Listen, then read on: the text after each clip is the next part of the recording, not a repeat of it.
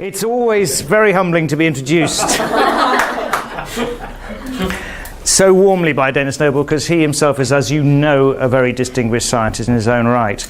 I'm very glad to be able to welcome you to this department, the Sir William Dunn School of Pathology, which, as Dennis mentioned, was where the first clinical work demonstrating the purification and then patient treatment of penicillin happened.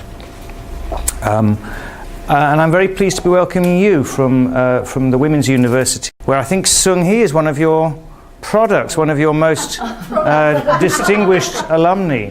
So I hope you're having a good, interesting time in Oxford. And I thought we'd take a few minutes this morning, if you're interested, just to discuss some of the biggest challenges there are facing the health of populations during your lifetime, and what sorts of ways research in medical research could possibly help us address those sorts of things. So I'm sure many of you know that more and more of us are living older and older and older. Just look at us, you know. And we hope to live older and older and older with healthy, productive lives. We don't want to, you know, live another 40 years but ill and looked after by the rest of you. We've got to make our contributions to society, and you will want to do the same. So I wonder, you've heard all about that. What sorts of problems are there with this? What are the medical problems that are associated with old age that you're familiar with? Anyone? You get a prize for being the first person to ask a question. Senescence itself. Senescence itself. Senescence, exactly. What do you understand by senescence? Telomeres get shorter. They know their stuff, don't they? Very good. Does that happen? Okay, we, just in case not everybody's on the same page as you, does everybody know what telomeres are? Yeah? Can you explain what a telomere is? You speak tough, but could you stand up, please? I can't see. Oh, that's punishment, Sonia.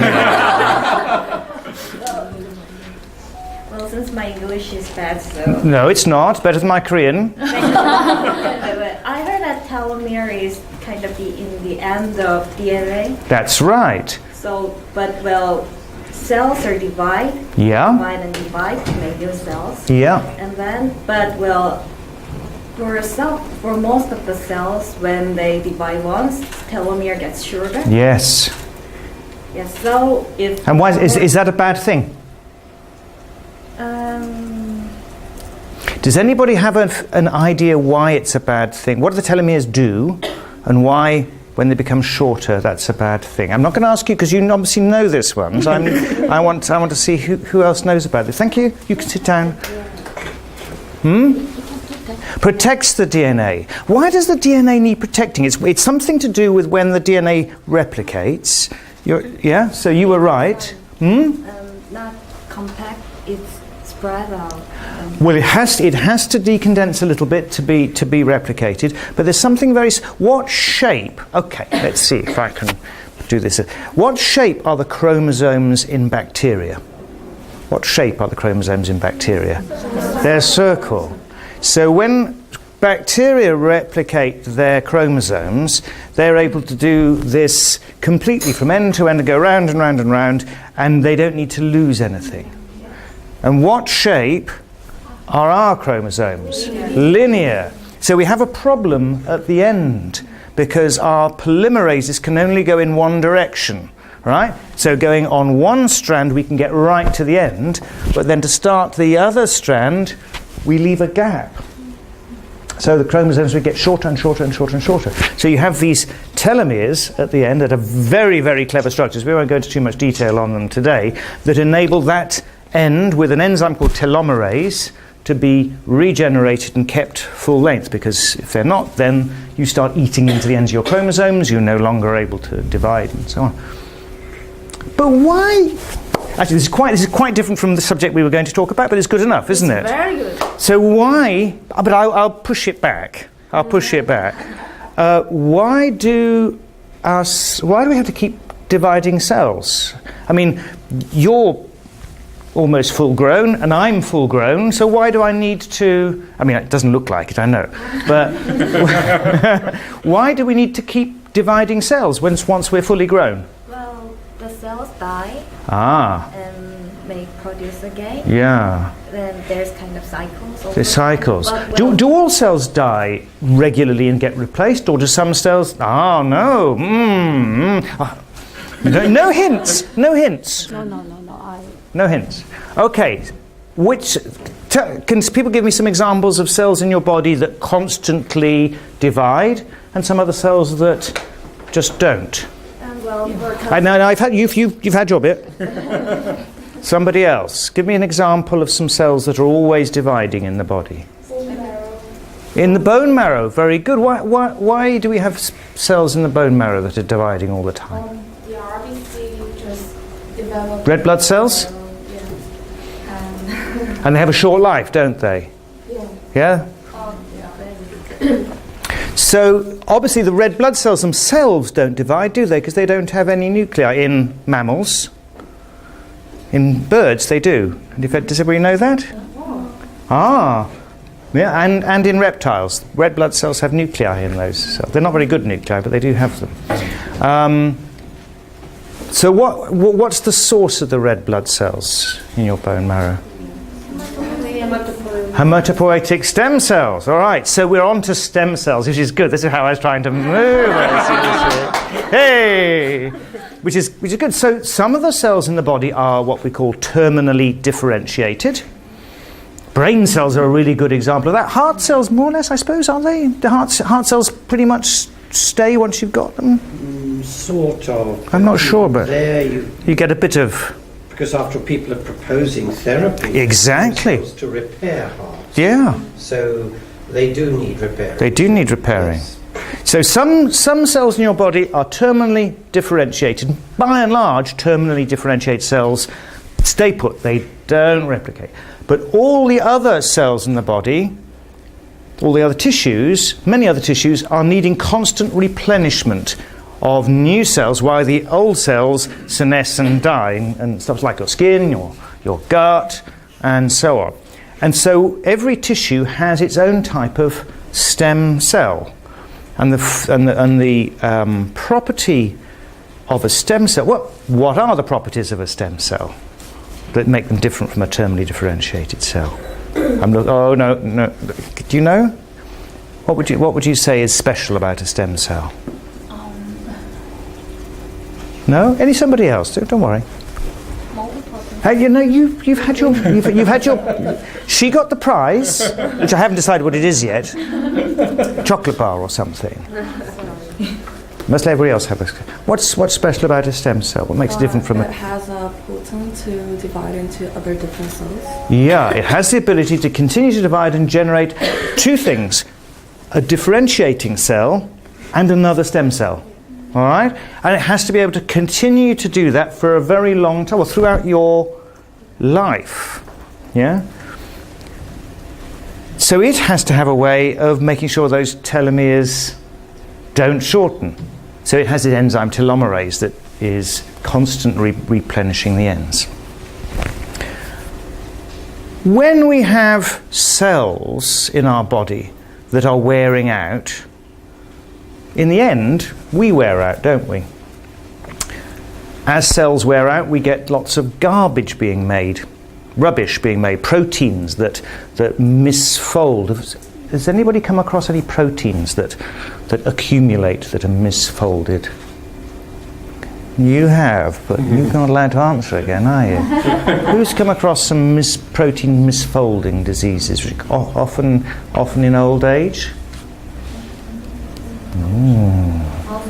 Alzheimer's, very good. So that's one of the growing causes of death nowadays, and morbidity certainly. Most of us, if we survive beyond 85 or something like that, will have some form of neurodegenerative disease, and Alzheimer's disease is the greatest cause of neurodegeneration. And we see in many of these diseases, and we also see it in many heart diseases like congestive heart failure and so on, we see the build-up of proteins, usually outside the cell, that get folded badly and just get left to one side. It's a bit like the rubbish accumulating in the streets. Yeah? And once it gets beyond a certain level, it seems to start causing damage to the remaining healthy cells and everything starts to fall apart. Do you think, now in Korea, I'm sure it's all very, very well organised. In Birmingham at the moment in Great Britain, big city just to the north of us, they've got a strike going on at the moment, which means all the rubbish is accumulating in the streets. I'm sure this never happens in Korea. So in your, does it? No, it's all very tidy. Yes. Isn't it? So what is it that stops the rubbish accumulating in your streets? What do your cities do? They clean it. They have garbage collectors. What do you call them? Ash collectors? What? Well, that anyway.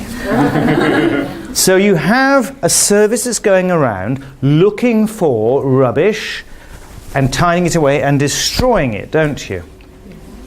Do you think we have any such thing in our bodies? Yeah. What would we call? Now, you're not allowed to answer, and you're not allowed to answer, but you know the answer, don't you? Who can tell me? Ah, yeah. Huh? Oh, I thought she said. She got it. Macrophages. Macrophages. So I could put a little slide on of because I'm a little bit obsessed about these. This is a little picture of the brain. It's actually a rat brain.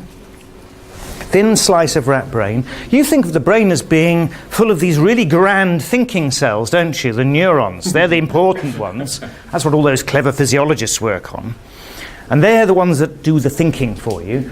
But there are other types of cell in the brain as well that if they don't work, you don't work. And this is in my view, the most important cell in the brain.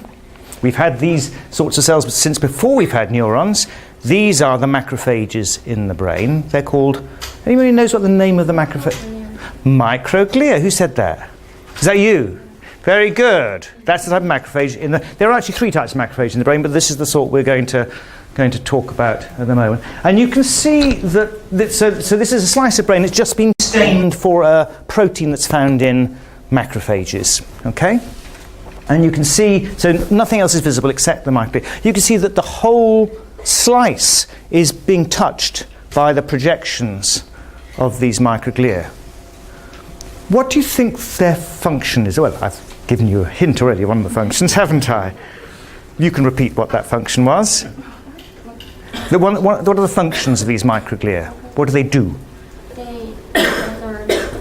They gather away the trash. So they clear up as if in that the last little talk I gave, if you imagined there'd been a party at, what did I call it? It was at Thelonious Gru's house with all the Minions. Anybody know Minions? Anybody here know about the Minion movies? Yeah? Yeah? So Thelonious Gru said there'd been a party, they'd all been enjoying themselves, and there's rubbish everywhere, isn't there? Right? But some of the minions said, I think of the macrophages as being like little minions, they're your body's minions. Some of them put their little pinnies on like that, and they sweep away all the rubbish, and they tidy that, they put out, don't they? Okay? So that's one of the things. Gosh, at least they've seen this movie. The last lot hadn't seen it. So they tidy it away. So that's one of the things they do.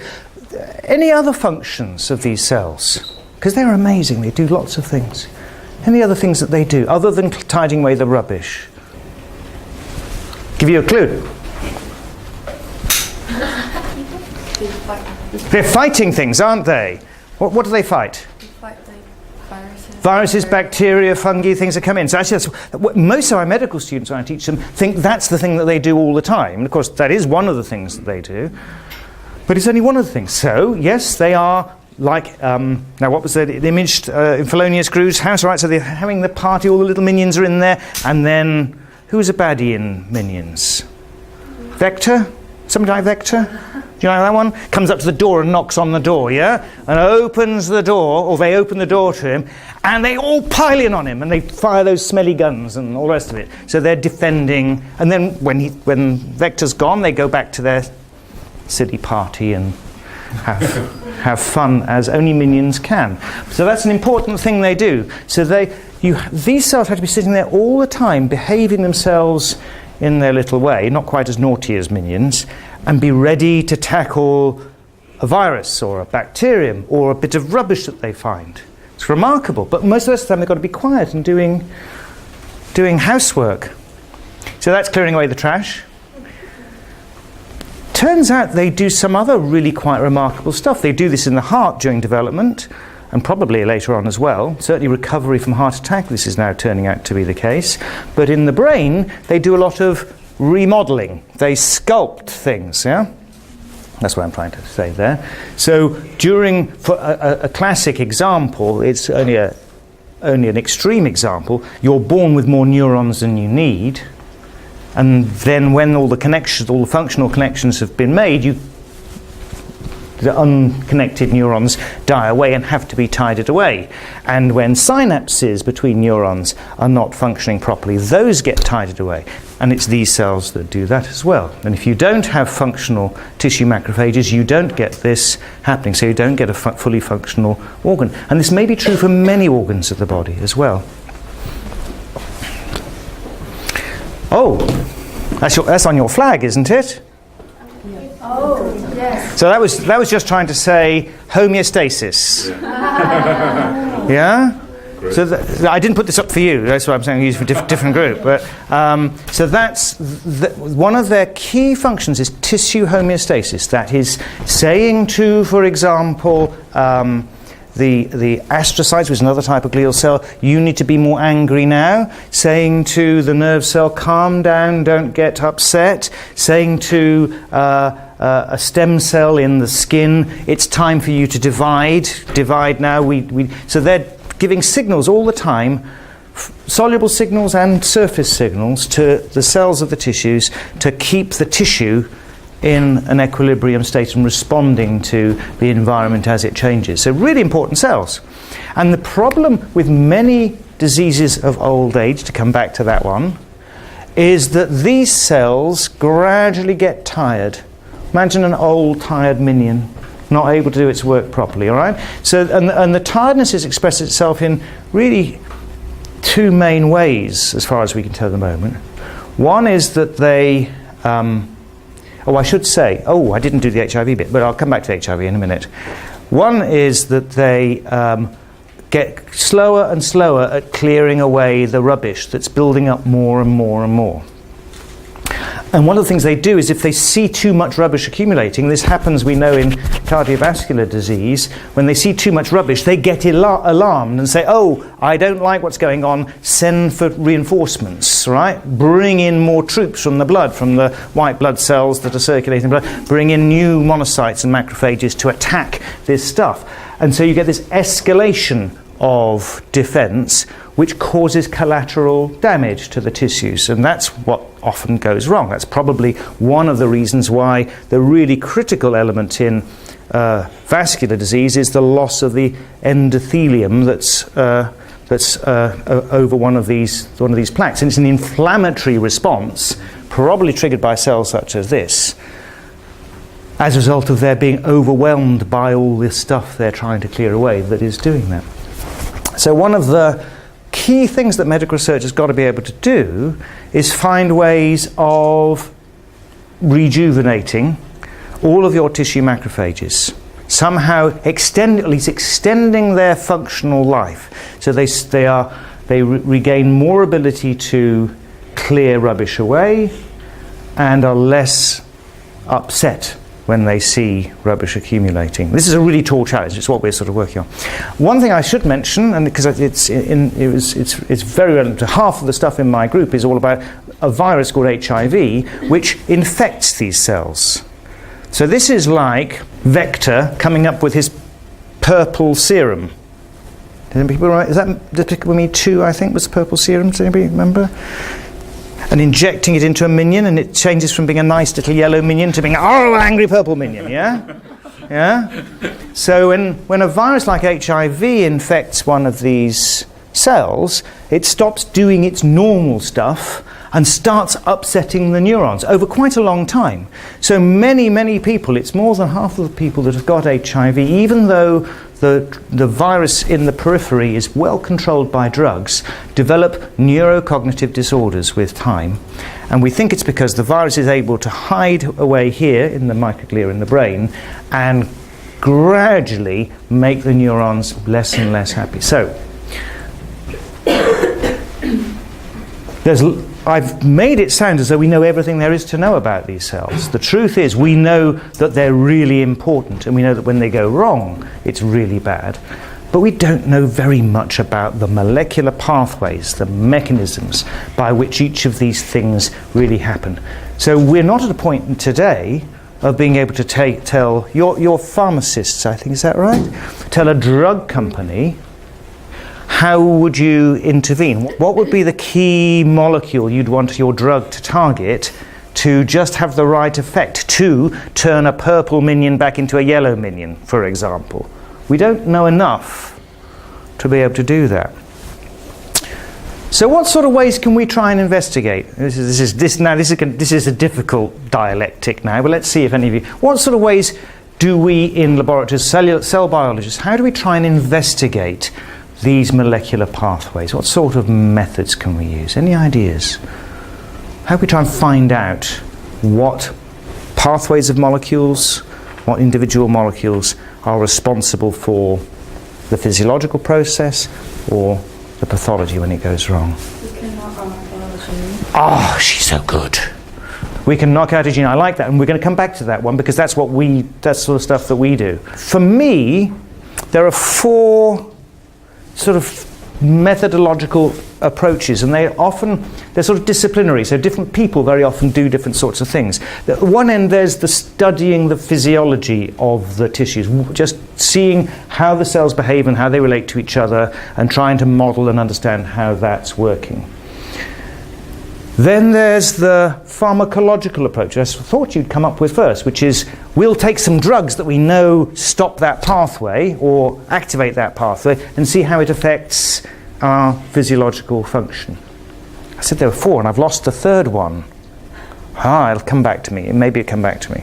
Oh yeah, biochemistry. Biochemistry. We mash it all up and we see what's going on in chemical reactions, all right? And the 4th one is genetics. Okay?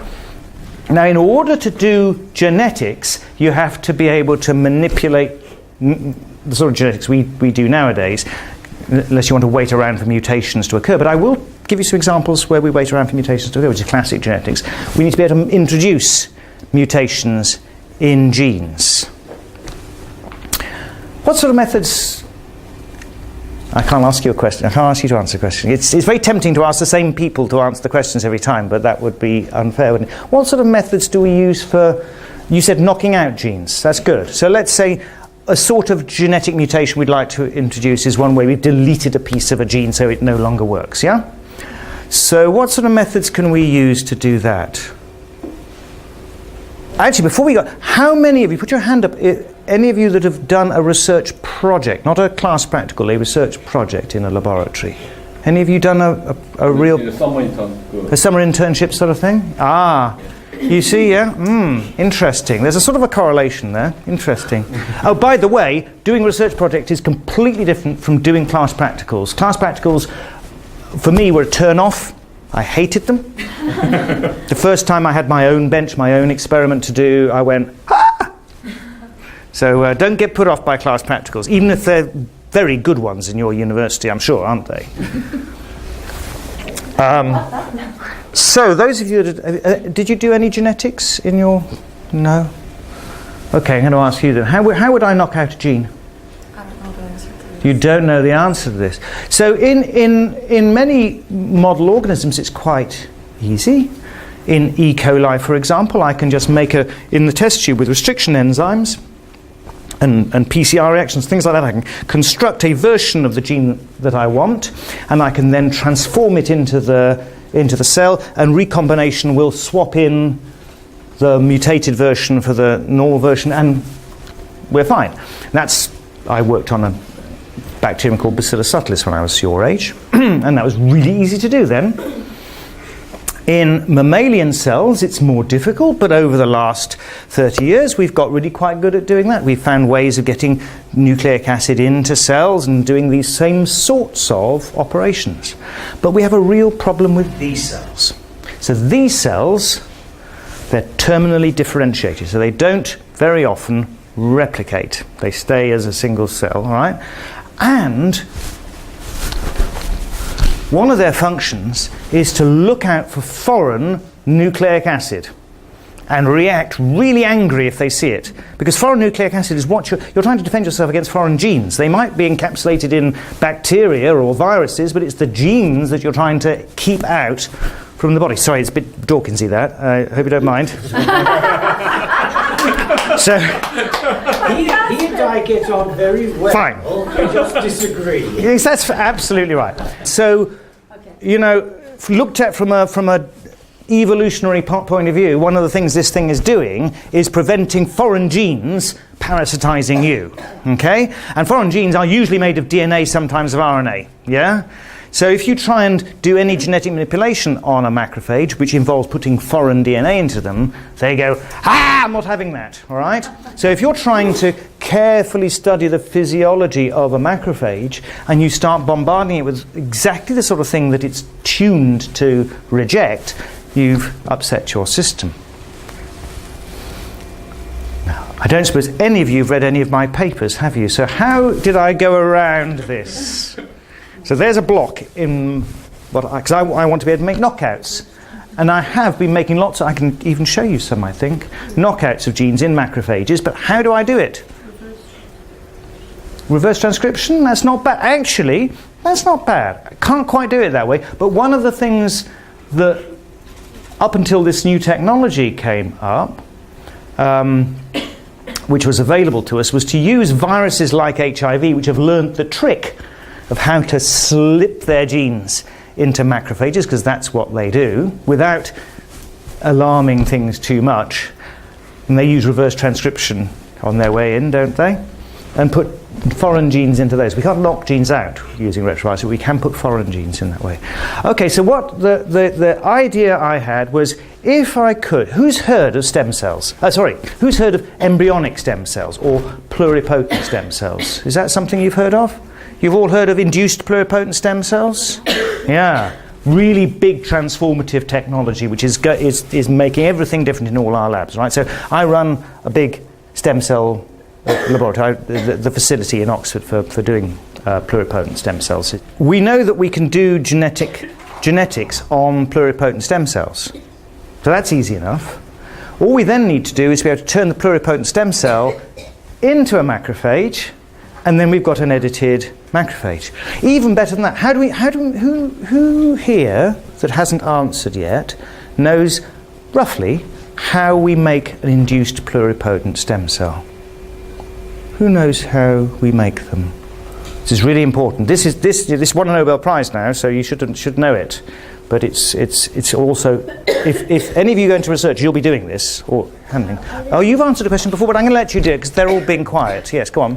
Well, I heard that some of genes are knocked out, some of adult genes are knocked out, and so the scientists turned on the gene again. Yes.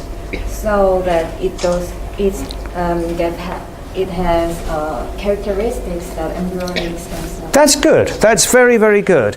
And what you're describing, do you remember the name of the chief scientist that did? Yamanaka, Shinya Yamanaka.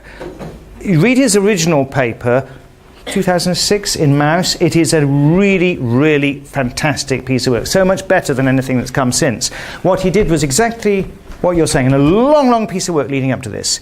He reasoned that the genes that are expressed, there are lots of genes that are expressed in the natural pluripotent state, which are needed for that state, and which get turned off in differentiated cells. So he went through a very laborious process trying to identify all of the genes that are on here and off here, and asked the question, if I take any one of those genes and induce it to be expressed in a differentiated cell, can I push it back? No, none of them, all right? And there were several dozen such genes. No, one didn't. 2 didn't. Combinations of 3 didn't. Found a combination of 4 that did. And that combination, and can you imagine the complexity of finding a permutated set of 4 genes out of this several dozen set of genes that actually do the job? It's a remarkable piece of work, and he got the right set, and lots of people claimed other sets afterwards. They were all wrong. He's right. Anyway, we won't talk about them. He hasn't been treated very well by certain sections of Japanese science, by the way, but he's absolute genius in my view. Really good, thorough work. These 4 genes, we'll call them SOKM. If you put them into, if I take a white blood cell from you, or take a piece of skin cell from you, and I put in a vector that makes those 4 genes expressed, at a frequency, it's not at 100%, probably 1 in 500 cells will revert to the embryonic state.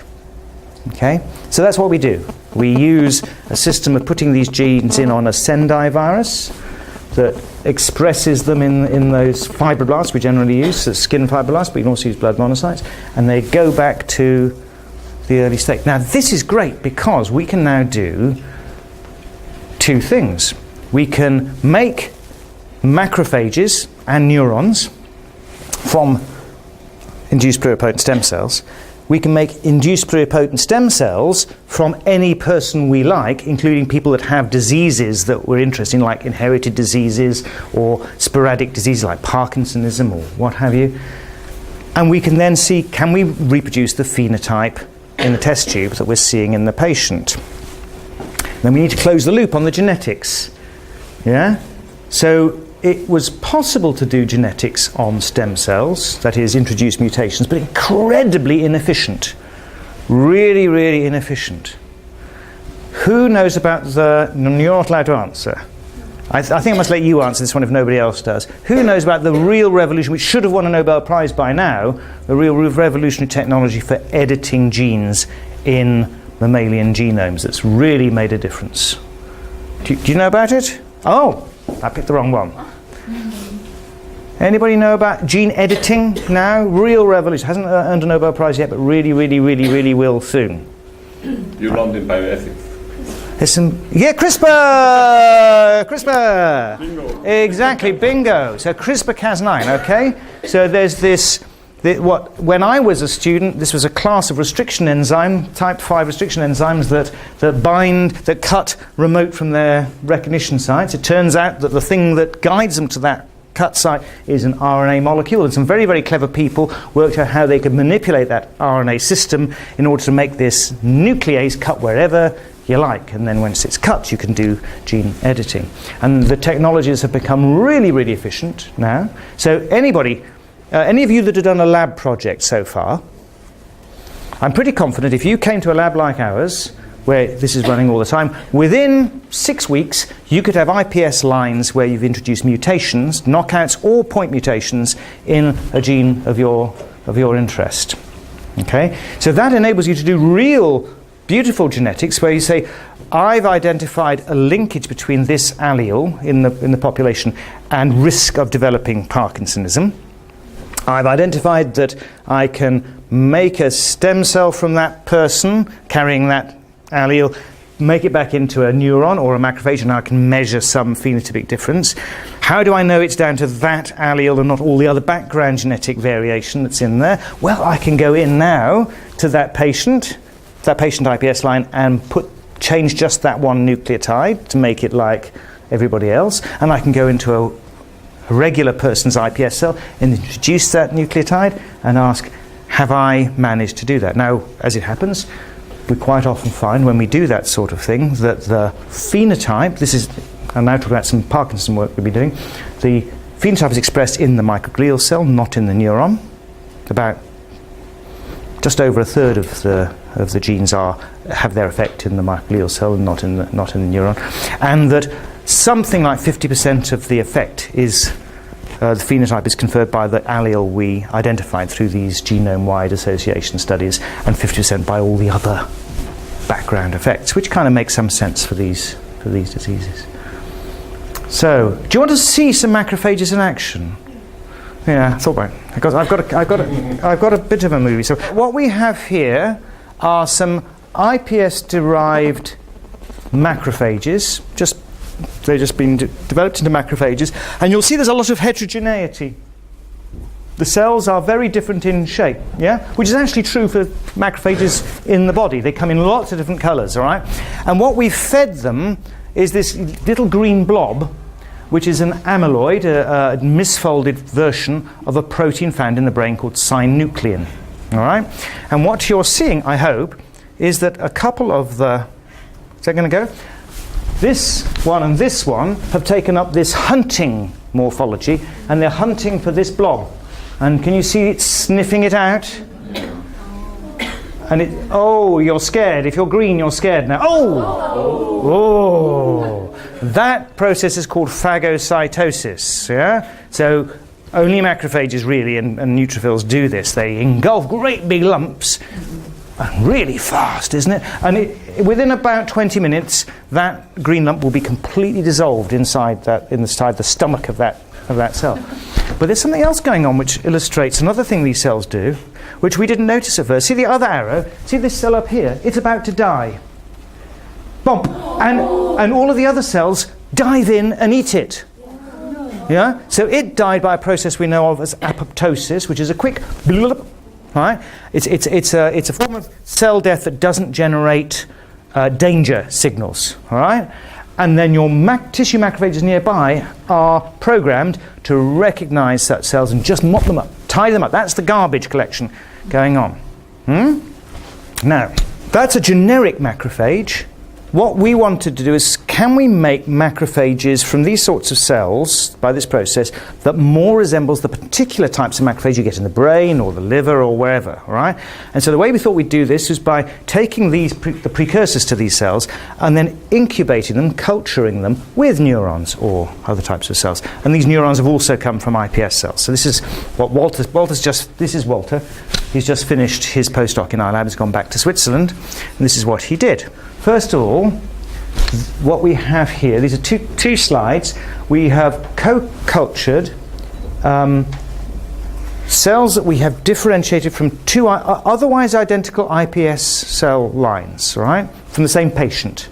One, we've introduced a gene for red fluorescence, and the other we've introduced a gene for green fluorescence, all right? And the red fluorescence gene labeled cells we have turned into a type of neuron called a dopaminergic neuron. This is a very important type of neuron in a certain bit of the brain and goes wrong in Parkinson's disease, yeah? And the other ones we've turned into our macrophage precursors. And then we've found a culture method by which we can then reintroduce them to each other, and they integrate. And you can see what's happening is that the cells the macrophage precursors are taking up a characteristic shape of microglia. That is highly reticulated, highly ramified, broken up, dendrified cells. What are they doing? They're not all like that. Some of them are more elongated, but other ones are like this, which is exactly what a microglia looks like in a tissue slice. And if we watch this is also a movie, I think. Yeah. They are taking up a sort of a patrol of a certain bit of the neurons, and they seem to be feeling them, don't they?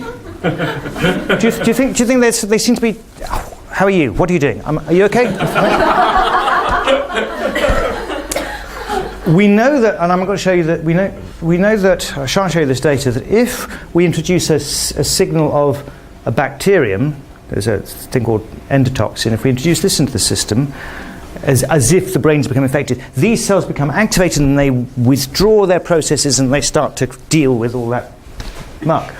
But there's one. Now, you may not be able to see this terribly well here, because it's a long way away. I'm going to run this again, and I want you to watch this cell, come back to and from a point around about here on this cluster of neurons that it doesn't feel quite happy about. And in the last few frames, you watch very carefully, we think it's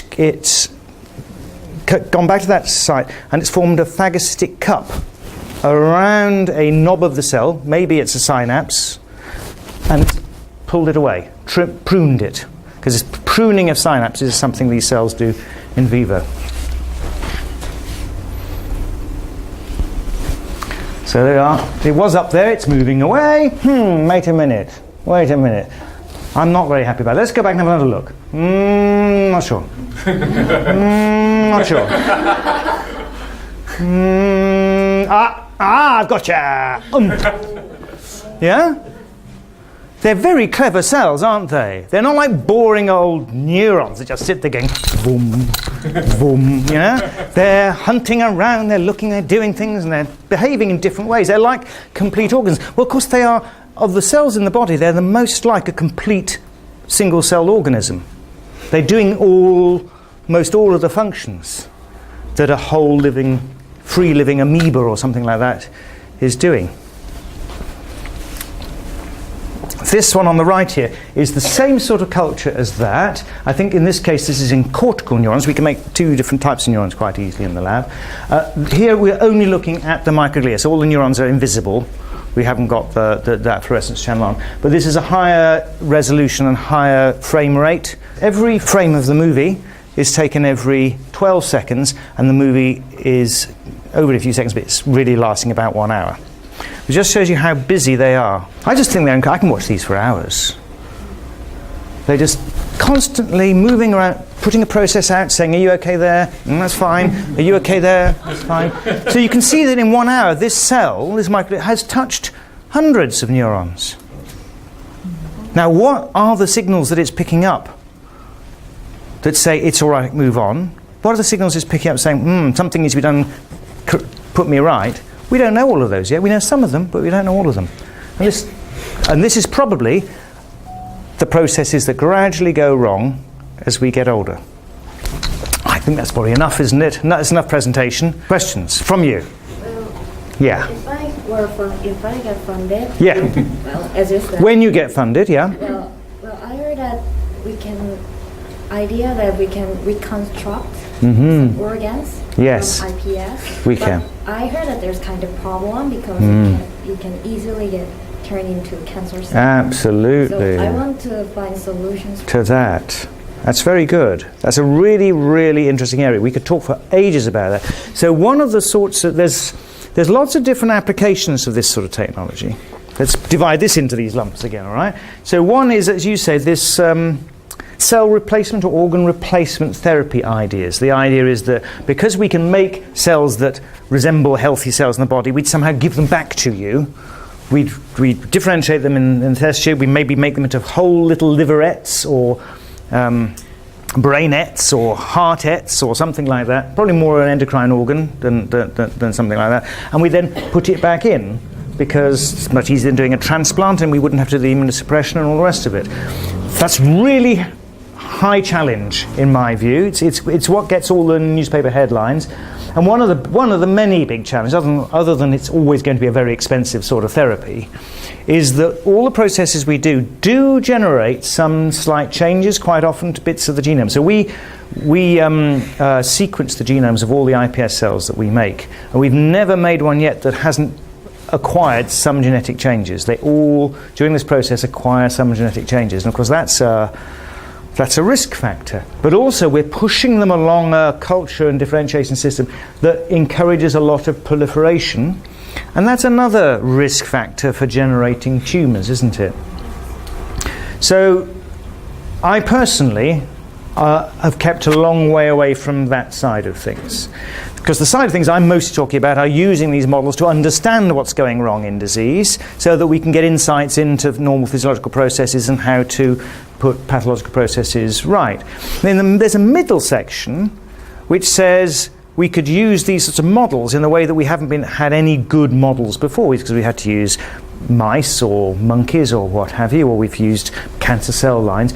Good models of brain tissue or heart tissue or what have you in a dish where we can manipulate genetically what's going on there to imitate the pathological process, and then use these models to screen for drugs that put them right. So that is something we're doing quite a lot. There's a very big centre up in the hospital which does this high throughput screening of drugs to manipulate these. So those I think will be generating drugs in the next 10 years that will help you regenerate your organs in situ, or at least fix them enough for you to work well. I think organ replacement, tissue replacement, it's always going to be challenging. I never say never. I mean, red blood cells probably will be the first ones. Skin cells, possibly. Heart's a long way off, I'd have thought. Brains, I hope, quite a long way off. But it's interesting. So, do you think that those made organs by IPS can constitute for the test of animals when we are developing? For a lot of the things, the sort of stuff I was talking about in that middle section, already we know that they're better models for the pharmacokinetics and at the cellular level, so not the system level, but the susceptibility of tissues to drugs, the function on those cells and what it does to their cellular physiology. They're better models than many of the mouse models, because the mouse models differ in precisely those pathways that humans differ from mice, which seem to be the ones that often go wrong in disease. So already it's making animal experiments much less necessary than it was. It hasn't eliminated them, but it's replacing quite a few of them. All right. Wow. I think they're all questioned out. Okay. Great.